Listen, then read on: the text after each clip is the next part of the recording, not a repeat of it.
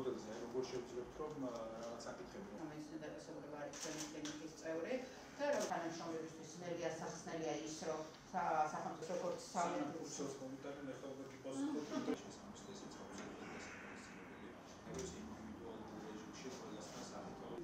პლანეტარული მასშტაბით რომ განვიხილოთ სერვერს. აი თქვენ რაც აღნიშნეთ თქვენთან სასაუბრებს ზეგარი დაგებული გავალდომანის გარეშე ანაზღაუროს მომსახურება. არ იქნება ინსენტივი რომ ვიღაცამ გაყოლიყოს სახელმწიფო, იქნება დღეიდან თუ მაგ დროიდან რაც თქვენ ამ სამსახურში შეხვედრით და ეს Ну, განსაკუთრებულია მნიშვნელობა ზოგადად კლინიკებისა იმ საქმეში, რასაც ქვია პაციენტის ინტერესის დაკმაყოფილება და რაც შეიძლება მაღალხარისხიანი სერვისის შეთავაზება.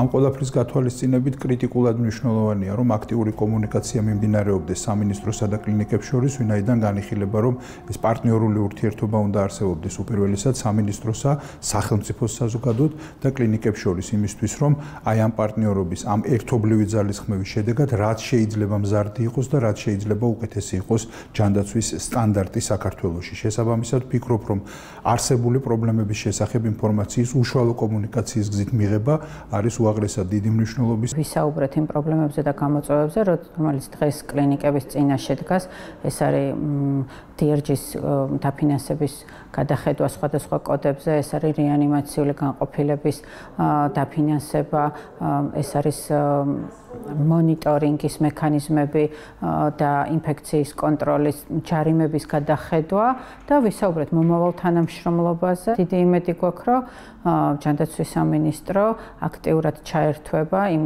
პრობლემების მოგვარებაში, რომლებიც კლინიკების წინაშე დგას, ხოლო კლინიკები კი მაქსიმალურად ეცდებიან, რომ პაციენტის კარგი მომსახურების ხარისხზე გააგრძელონ მუშაობა. DRG სისტემაზე გადასვლას მივესალმებით ნამდვილად სექტორი, მაგრამ ის გამოვლენილი ხარვეზები, დაგროვილი პრობლემები თქვათ, რაც არის, უნდა გადაიჭრას იმისთვის, რომ რაღაც შემდეგ საფეხურზე გადავიდეთ.